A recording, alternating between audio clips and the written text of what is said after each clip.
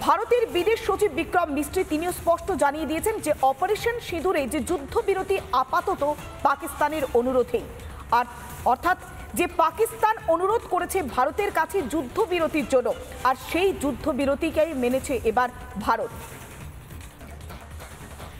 আমাদের সঙ্গে টেলিফোনে রয়েছেন প্রাক্তন এনএসজি কর্তা দীপাঞ্জন চক্রবর্তী। আপনাকে স্বাগত জানাবো রিপাবলিক বাংলাতে।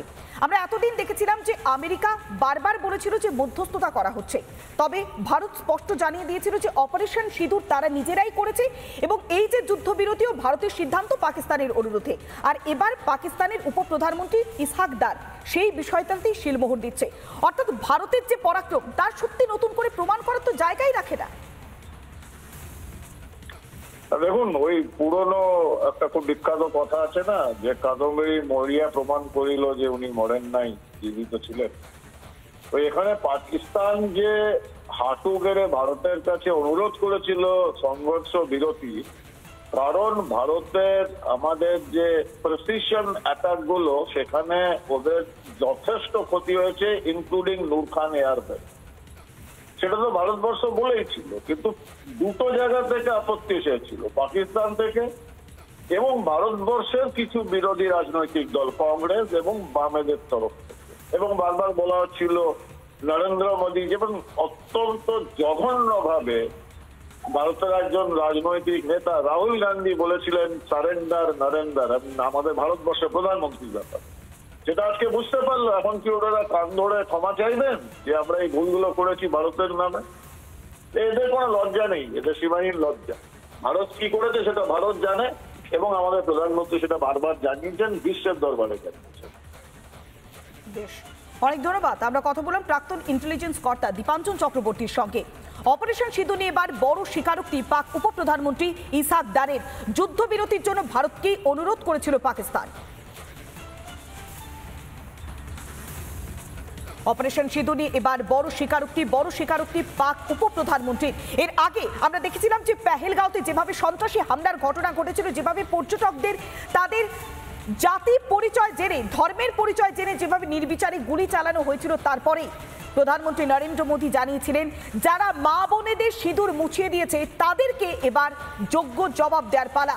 আর তাই যে অপারেশন ভারত চালিয়েছিল তার নাম দেওয়া হয়েছিল অপারেশন সিঁদুর। অপারেশন সিঁদুরে পাকিস্তানের যে সমস্ত জঙ্গি ঘাঁটি, সে সমস্ত জঙ্গি ঘাঁটিগুলোকে, বিমান ঘাঁটিগুলোকে একেবারে গুড়িয়ে দিয়েছিল, দুর্বশ করে দিয়েছিল মাত্র কয়েক মিনিটের মধ্যেই। বারবার পরাক্রম দেখিয়েছে ভারতের সেনা জওয়ানরা, আর এবার নতুন করে সত্যি প্রমাণ করার জায়গা রাখে না। তবে অপারেশন সিঁদুর একটা প্রতিজ্ঞার কথা, একটা প্রতিজ্ঞার নাম অপারেশন সিঁদুর, এই কথাও বারবার বলেছিলেন প্রধানমন্ত্রী নরেন্দ্র মোদী।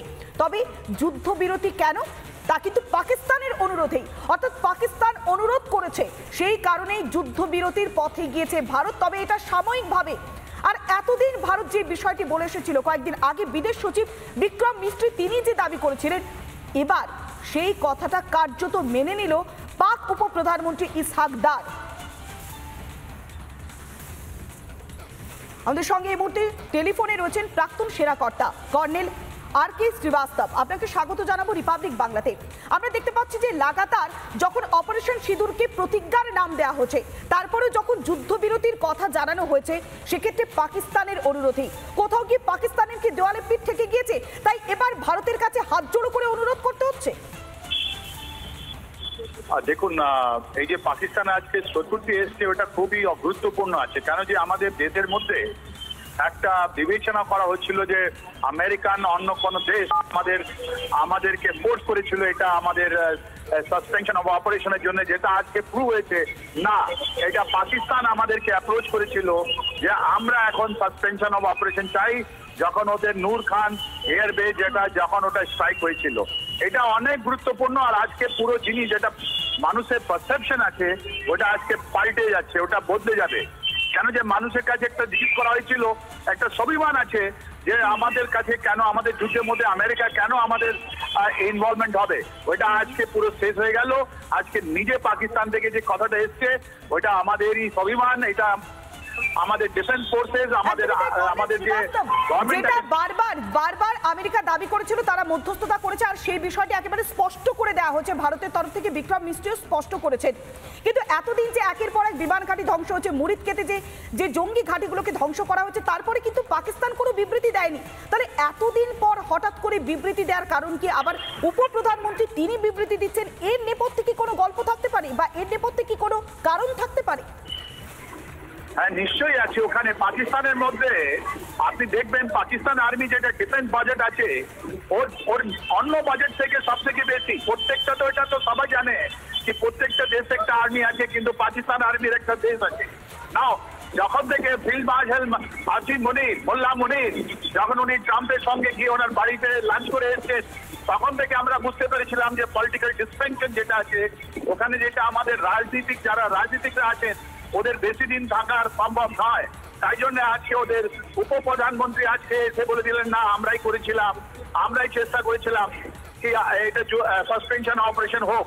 তার মানে এই যে মোল্লা মুনির আছেন, উনি এত বড় কথা বলুন না কেন, উনি বলেছেন আমেরিকায় গিয়ে অনেক লোককে যে আমরা মরে যাব, কিন্তু আমরা সাসপেনশন অফ অপারেশন বা সারেন্ডার করবো না। এটা সোজাসুজি বলছেন, কনফার্মেশন আছে যে পাকিস্তান আর্মি একটা সারেন্ডার করেছে। তাহলে এটা আমাদের জন্য খুবই গর্বের বিষয়। আজকে 1971, 1999 তারপরে 2025 অপারেশন সিঁদুরে পাকিস্তান আর্মি যেটা কথাটা হয়েছে, ওই কথা এটাই প্রুভ করছে ওদের কোনো ম্যাচ নয়। এটা সবাই বলছে পাকিস্তানের মধ্যে। Pakistan army Indian army defence force থেকে লড়াই করতে পারবে না। আর এই যে জায়গাতে আমরা দাঁড়িয়ে আছি, এই জায়গা থেকে আমরা 12 এসকেলেশন ম্যাট্রিক্সে আমরা তুঙ্গে আছি। পাকিস্তান আর্মি জানে আমাদের সঙ্গে যুদ্ধ করতে পারবে না। তাই জন্য আজকে প্রাইম মিনিস্টার ইসাক দাঁড়িয়ে যেটা যে কথা হচ্ছে ডেপুটি প্রাইম মিনিস্টারে, অনেক ভালো, অনেক গুরুত্বপূর্ণ। আর উনি জানতে পেরেছেন, উনি বারবার এটা মেসেজ দিয়েছেন যে আমরা কোনো ম্যাচ নেই, আমরা ইন্ডিয়ান ডিফেন্স ফোর্সের সঙ্গে আমরা যুদ্ধ করতে চাই না। আর এটা সোজাসুজি একটা আঙুল তুলে দিয়েছেন উনি আসিম মুনিরের উপরে, যে আসিম মুনির তুমি আমাদের উপরে নয়, তুমি যেটাও করতে পারো, তুমি কারোর সঙ্গে খাওয়া খেতে পারো, কিন্তু তুমি চেয়েছিলে যে ইন্ডিয়ার সঙ্গে আফটার নূর খান এর বেস যেটা ডিস্ট্রয় হয়েছে তারপরে তোমার সারেন্ডার করো। এইটাই আমি বলতে চাই। বেশ, অনেক ধন্যবাদ। আমরা কথা বললাম প্রাক্তন সেনাকর্তা কর্নেল আর.কে. শ্রীবাস্তবের সঙ্গে।